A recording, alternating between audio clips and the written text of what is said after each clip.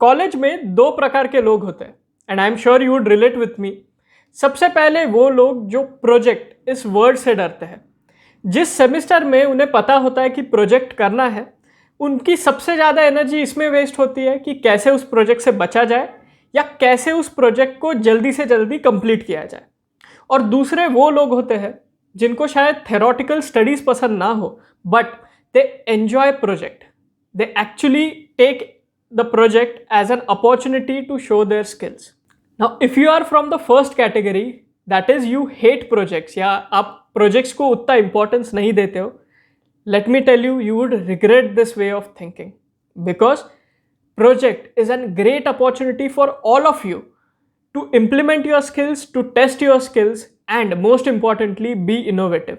Remember, बहुत सारे college projects ही बाद में जाके कुछ अच्छे startup ideas बने हैं. So I think this should be an motivating thing for all of you to take your college project seriously. But अब ये सवाल आएगा कि ठीक है, इनोवेटिव रहना है, स्किल्स टेस्ट करनी है, but exactly college project choose कैसे करें? Because we have limited time, बाकी सब्जेक्ट्स होते हैं. So this video is exactly about how you should choose your projects.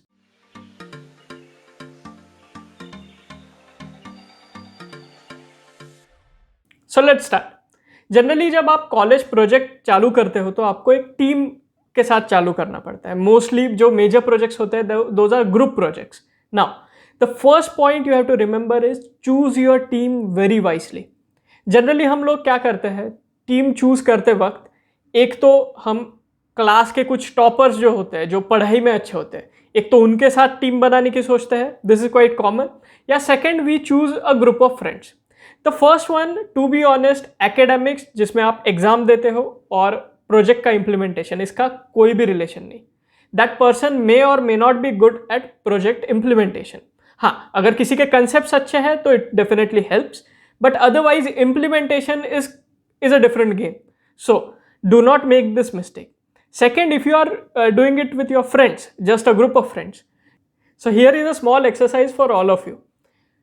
जैसे ही आप आपका कॉलेज प्रोजेक्ट स्टार्ट करते हो या अगर आपका स्टार्ट हो भी गया हो, sit with your team and discuss your skills. Generally हम ये करते नहीं है, हम डायरेक्टली प्रोजेक्ट के टॉपिक पे डिस्कस करते हैं, but before that sit with the team and talk about your skills. This has a huge importance because जब आप जॉब में जाते हो या आपके फ्यूचर लाइफ में आपको एक्सप्रेस करना आना चाहिए. So if you are not able to express in front of your classmate और friends, it would be very tough to do it in the external world. So this is a great opportunity. Start discussing कि मेरी strength क्या है, and maybe you can discuss openly कि मेरी weaknesses क्या है. What this will help you is, it's not a great idea कि आप सारे लोग एक ही skill में अच्छे हो, मतलब सारे लोग tech में best हो. Not necessary. Maybe someone of you is good at problem solving. Someone of you is good at designing, someone of you is good at management या documentation. ये सारे चीज़ें depending on the project you choose would be helpful to you. So please choose your team very wisely. हमने team तो choose कर ली, but what is the next step? The next step, which is often ignored but is very important, is look for a problem. At first this looks very simple कि भाई करना क्या है, एक problem है तो ढूंढना है. It is easy. And what we do is we go to Google and do a Google search, simple engineering projects or project ideas in a particular subject. Do not do this. I request you, do not do this. हमने ये देखा था कि अगर आप team अच्छे से choose करते हो, in your team there would be at least one person who is good at problem finding. इसका मतलब क्या है? वो ऐसा पर्सन रहेगा जो एक गिवन टॉपिक में डेप्थ में जा सकता है and he would try to find out, okay this is a particular thing और this is a particular problem which we can solve and we can make a project on this. इसके कुछ फ़ायदे हैं. सबसे पहला फ़ायदा तो ये है कि आपका प्रोजेक्ट काफ़ी रियलिस्टिक होता है.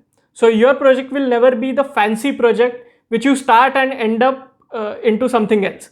ऐसा कभी नहीं होगा. It would be very realistic. Second, which I feel is a great advantage to those who are thinking on the entrepreneur side, कि अगर आप एंटरप्रेन्योर बनना चाहते हो तो this is kind of a very initial way to find out कि आप अच्छे प्रॉब्लम सॉल्वर्स हो या नहीं. One more important thing, when you select a problem statement, ensure it is small. बहुत लोग क्या करते हैं कि एक बड़ा प्रॉब्लम स्टेटमेंट लेते हैं एंड जो एक्सपेक्टेशन रहता है उसके आसपास भी उनका फाइनल प्रोजेक्ट का सॉल्यूशन नहीं रहता है. This happens because they thought of a very big solution. Do not do it. Just start with a small problem statement, give a very effective solution. And in fact, if you do this, many of the industries also require the solution. हो सकता है आपका project आगे जाके किसी industry या किसी external person के भी काम में आए. बट इसके लिए it is important that keep it small. अब टीम हमारे पास है, हमने प्रोजेक्ट का टाइटल भी चूज कर लिया है. मोस्टली एक प्रोजेक्ट टाइटल नहीं रहता है, आप 2 या 3 में कंफ्यूज रहते हो. It is great. Now the third step will help you finalise that one particular statement. कैसे करोगे? Get in touch with the external world. It is very important. Let's say you are making something for agriculture. Isn't it a great opportunity for you to contact someone who is in the agriculture field. हो सकता है अगर आप college project में आपके mentor की help लो तो आप इजीली ऐसे कुछ प्रोफेशनल्स के टच में आ सकते हो. इसके 2-3 फायदे हैं. सबसे पहले आप जो भी जिसका भी प्रॉब्लम है उससे डायरेक्टली इंटरेक्ट कर रहे हो.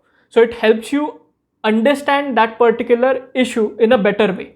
सेकेंडली, आपको श्योरिटी रहती है कि हाँ, मैं एक ऐसी चीज़ कर रहा हूँ या कर रही हूँ जो काफ़ी यूजफुल रहने वाली है. So this is a great opportunity. Do not miss this. बहुत लोग प्रोजेक्ट स्टार्ट करते हैं but they do not get in touch with the external world. If your college allows it, do get in touch with industries as well. हमारे पास अब team ready है. Also we have our problem statement which we have short listed. What is the next step? Generally हम college projects के वक्त direct implementation करने लगते हैं. मुझे याद है इलेक्ट्रॉनिक्स में लोग कंपोनेंट लेने चले जाते थे. The moment project title select हो गया, कंपोनेंट खरीद लो. Do not do this. There is one important step here, the fourth step, that is document everything. देखो, डॉक्यूमेंटेशन का मतलब सिर्फ रिपोर्ट राइटिंग या थीसिस नहीं होता है. That is important, but other than that when you start with a project, start writing down your ideas. किस तरीके से लिख सकते हो? There are various different methods. For me, the simplest method is take a chart, a plain sheet, या फिर maybe you can do it digitally also, and start making mind maps. Mind maps क्या होते हैं? जैसे हमने देखा कि हम एग्रीकल्चर का कोई प्रॉब्लम शॉर्टलिस्ट किए. Let's take this as an example. Now, उस पर्टिकुलर प्रॉब्लम स्टेटमेंट को आप ब्रेक डाउन करोगे सिस्टमैटिकली, एंड इवेंचुअली इस माइंड मैप के थ्रू ही आप बहुत एक्यूरेट सॉल्यूशन तक पहुंचोगे. वरना the solution is yet not clear in your mind even if it looks so.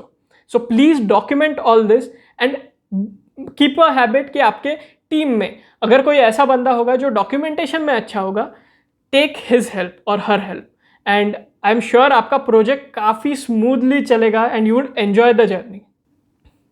So you have selected your problem statement and also you have documented your idea.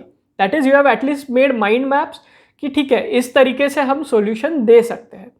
Now, once this is done, your team is aware of what exactly you are doing, so they won't be surprised at the end day. And most importantly, आपका solution is a bit more practical. You just get an idea कि ठीक है, ये सारे problems आ सकते हैं. Now, at this stage, start thinking out of the box. What do we mean by thinking out of the box? ये generally हम college के वक्त सुनते हैं कि इनोवेटिव रहना है, but we often miss this point कि innovation again doesn't need to be big. It doesn't mean कि आप इनोवेशन का मतलब आप कुछ एकदम नई चीज़ बना दोगे. It generally doesn't happen that way. It's better कि आप किसी छोटे चीज़ को, जो आपने छोटा प्रॉब्लम फाइंड आउट किया है, उसके इम्प्लीमेंटेशन में कुछ अलग मेथड यूज़ करो. Just start using all your skills, and as I said in the earlier videos also कि project is the best time to implement your skills. Whatever things you have, जिसके tech skills अच्छी है, जिसके solution या designing skills अच्छे हैं कि वो एक अच्छा solution दे सकता है, जिसके communication skills अच्छे हैं, use everything and together just try to be innovative in the way you work. I am sure कई बार इसी तरीके से you will find out something which is very crazy, and हो सकता है आपका वही प्रोजेक्ट कैरी फॉरवर्ड होके कुछ बड़ा बन सकता है.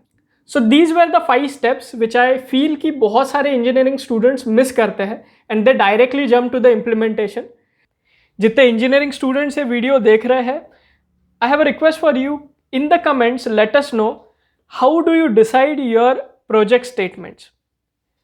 Also, if you have not subscribed to Logic Shala, do subscribe it, press the notification icon, and if you have enjoyed this video, like and share this video as much as possible. Thank you.